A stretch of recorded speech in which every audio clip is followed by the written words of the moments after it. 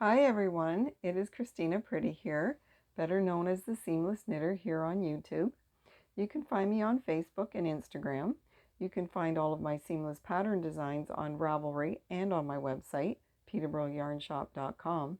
I also have a Ko-Fi account if you'd like to support me and my channel financially. All this information is linked in the description box below this video. In today's tutorial, I will be demonstrating how I do the German twisted cast-on technique. So let's get started. Okay, so you're going to need some needles. And here I have some Addi-Click interchangeable needles, and they're 5mm. And I also have some worsted weight yarn. But you're going to use whatever needles and yarn your pattern calls for to cast on. So the first thing I like to do is calculate how much yarn it's going to take to put on the needles. So it's a lot like the long tail cast on technique in the way you start, but it has a couple extra steps involved in casting on, which gives it more yarn into each stitch, which makes it more stretchy and great for hats and anything that you want some stretch to. So this is how I do it. I take my needle and I take the end of my yarn and I hold it on the needle with my thumb, and I'll wrap it around my needle 10 times. 3, 4, 5, 6, 7, 8, 9, 10. So you can see each one of these is a stitch or a wrap. 2, 4, 6, 8, 10. I pinch the yarn right there and I take it off the needles, and then I look at it and I can judge and eyeball how much yarn that took to put on 10 stitches, and I would say it's about 9 or 10 inches. So from there I want to put on 15 stitches, so I need this amount and half again. So I'll just measure from there half the amount again, and then I need some yarn for weaving in my ends when I'm done my project, so I'll leave another 10 or 12 inches.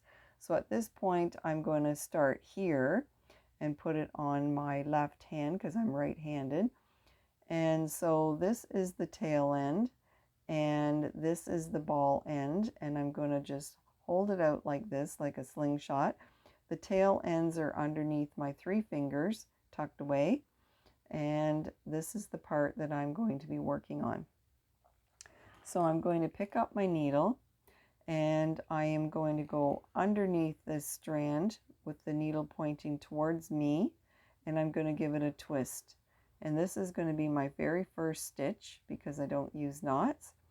And then the second stitch is how we do it here. So if you look how this yarn crosses at the thumb, that means it's in the right position on your hand.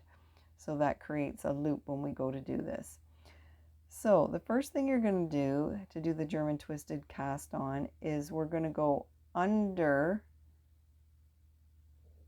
both of those strands that are wrapped around our thumb. We're going to point the point of the needle down into the loop. We're going to go into it. We are going to go over to the yarn on the index finger and we're going to pick that up. And then we are going to bring the needle towards the front of that loop on our thumb and back into it and come out at the bottom of it until you see the stitch pop up on the needle. And then we're going to take our thumb out of that loop and put it behind the thread here, and we're going to pull tight, and that's our stitch tightened up. So we're going to do this 15 times. So that's 2, we got 13 more to go. So again, the loop crosses there, but we're going to go under the loop and then down into the loop and then over to the index finger and pick up from underneath. Then we're going to bring the needle to the front of the loop on our thumb and back into it and out at the bottom until you see the stitch pop up. We're going to drop the loop off, put it behind and give it a pull. So now we have 3 stitches on. Sometimes you might want to just drop the ends down to straighten them, or to let the yarn twist back on itself if it gets loose. And then you can put your hand, just by putting your fingers between those 2 strands that are hanging, grab onto the yarn and get yourself back into position. Okay, so we're going to go under the loop on our thumb, down into the loop on our thumb. We're going to pick up the yarn on our index finger from underneath.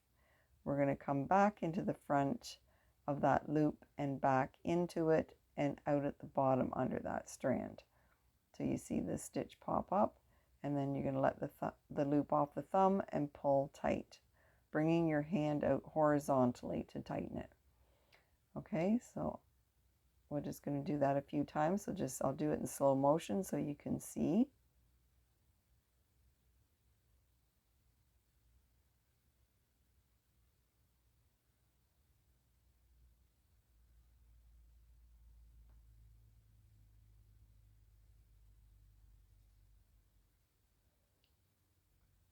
There you have. So there's 5 stitches.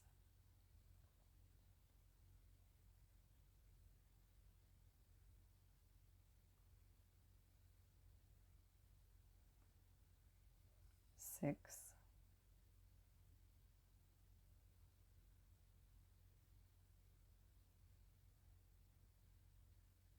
7. Okay, so at this point I want to show you what some people do when they're casting on their stitches. They'll get to this point where they have to tighten it up on the needle and let go, and then they'll just pull down like this with both their hands, and then it gets your hand out of position. So it's better if you can keep your hand in position so that you can go from one stitch to the next.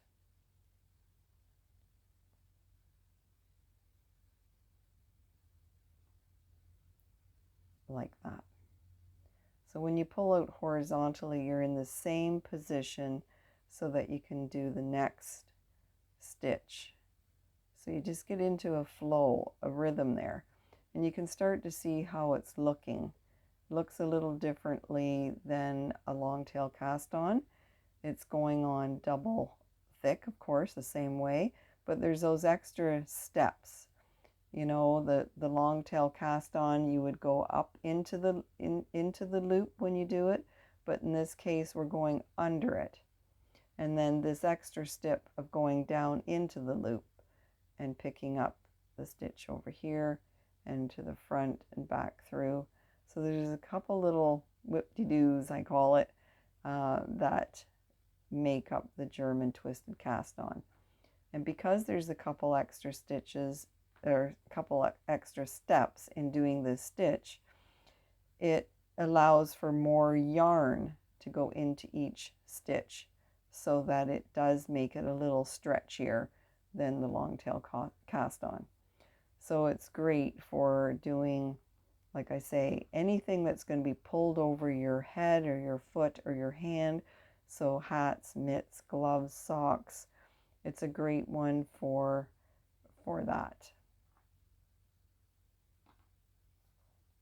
Okay, so let's see how many we've got here. 2, 4, 6, 8, 10, 12, 14, 15, exactly 15. So there you go. That's what it looks like there.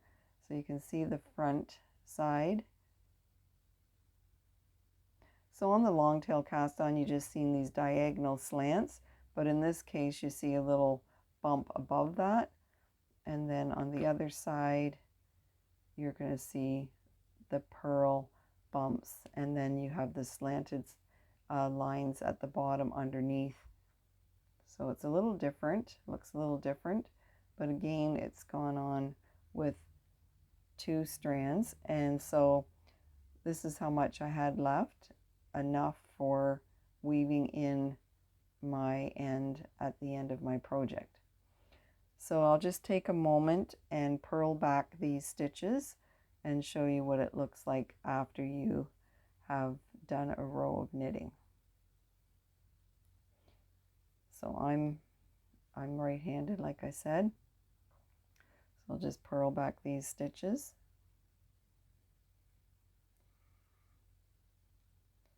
And then when I'm finished, I'll bring the stitches down on the cord so that you can see what it looks like after a row has been done.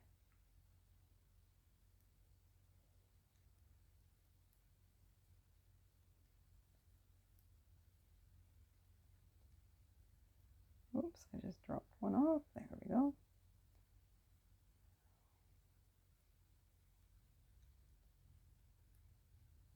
Okay. So there's the 15 stitches purled back. Now I'm just going to drop them down on this wire so that you can see what it looks like. So there's the row. It's been knitted, purled. So this would be the right side of the work.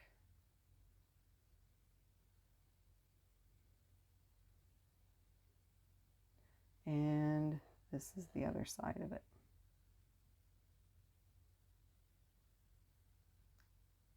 I prefer this cast on better than the long tail myself, so I use this one the most now. I used to use long tail all the time, but now I use this, but they're both good, whichever one you like, and it serves your purpose. So there you have it. So if you found this tutorial helpful, please save it to watch later, share it with your friends, give it a thumbs up, subscribe to my channel, hit the bell to be notified of my next video or tutorial release. If you have any questions or suggestions, please leave them in the comments below with this video, and I'll be happy to answer them. Thank you for watching and supporting my channel. Happy knitting!